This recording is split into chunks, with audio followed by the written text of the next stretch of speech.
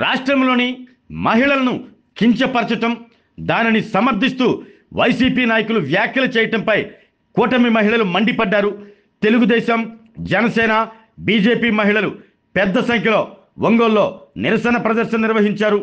Church centre నుండి trunk road మీదుగా అద్దెంకి బస్టాండ్లోని ఎన్టీఆర్ విగ్రహం వరకు నిరసన ప్రదర్శన నిర్వహించారు. ఎన్టీఆర్ విగ్రహం వద్ద సాక్షి దినపత్రిక పేపర్లను తగలబెట్టారు. జగన్మోహన్ రెడ్డి, కృష్ణంరాజు, కొమ్మినేని శ్రీనివాసరావు ఫోటోలను చెప్పులతో కొట్టారు. సాక్షి పేపర్, సాక్షి ఛానల్ బ్యాన్ చేయాలి అంటూ డిమాండ్ చేశారు.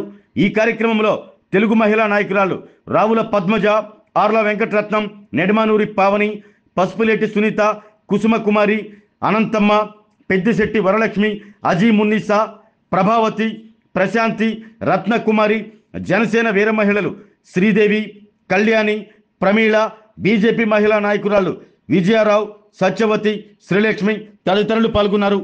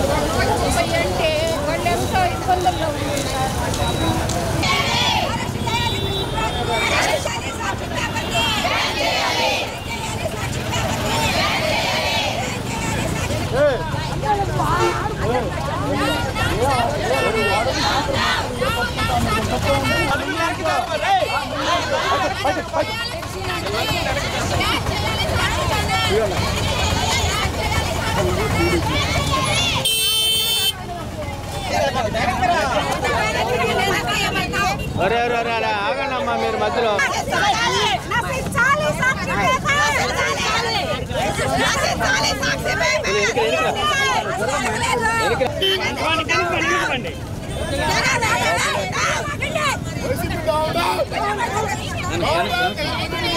ప్రాథమిక జరుగుతున్నారు అందరూ. అది ఆల్పు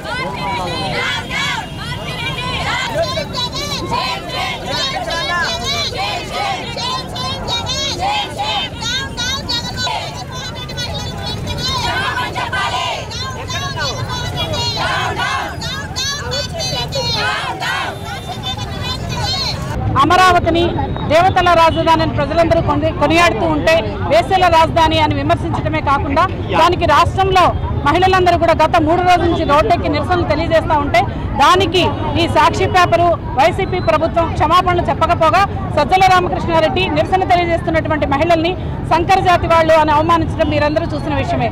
అదేవిధంగా గత ప్రభుత్వంలో ఆంధ్రప్రదేశ్ అత్యాచార ప్రదేశ్గా మారి దేశంలోనే మొట్టమొదటి స్థానంలో అత్యాచారాల్లో మొట్టమొదటి స్థానంలో ఉన్నటువంటి విషయం కూడా మీ అందరికీ తెలిసిందే.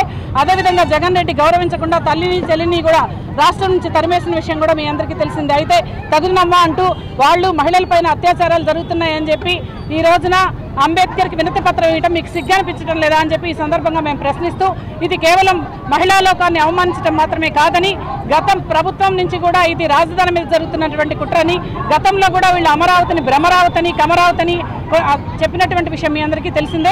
కాబట్టి ఈ సాక్షి పేపర్ని వెంటనే రద్దు చేయాలని చెప్పి ఈ విధంగా వేసల రాజధాని అన్నందుకు వాళ్ళని అరెస్ట్ చేయాలని చెప్పి అదేవిధంగా రాజధాని అడ్డుకోవాలనే కుట్ర దీనిలో దాగుంది కాబట్టి వాళ్ళ మీద రాజద్రోహం కేసు పెట్టి అరెస్ట్ చేయాలని చెప్పి ఈ సందర్భంగా మహిళలకు మొత్తం ప్రభుత్వాన్ని విన్నవించుకుంటూ మహిళలకి ఎంత మహిళలను ఎంతో కించపరచు, ఎంత అవమానిస్తూ ఈ సాక్షి పేపర్లో డిబేట్లో కూర్చొని మాట్లాడారు. దానికి నిరసనగా రాష్ట్రంలో ఉన్న మహిళలందరూ నిరసన వ్యక్తం చేస్తుంటే ఆ మహిళల్ని నీచంగా సజ్జల రామకృష్ణ గారిని మాట్లాడడం చాలా నీచంగా ఉంది.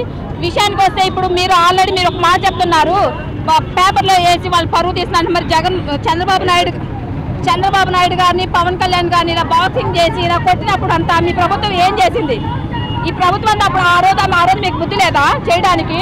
అలాగే ఇప్పుడు ప్రజల్ని ఎంత హీనంగా మాట్లాడాలి, మహిళలు ఎంత హీనంగా మాట్లాడి మీరు ఎన్ని స్పా సెంటర్లు పెట్టుకొని ఎంతమందిని మీరు కలిసి వాళ్ళకి అంతా వసూలు చేసుకున్నారు తెలియదు ప్రజలందరికీ. ఎన్డీఏ కూటమి వచ్చినాక స్పా సెంటర్ల మీద ఎన్నిటి మీద దాడి చేసి ఎంతమందిని కాపాడారు?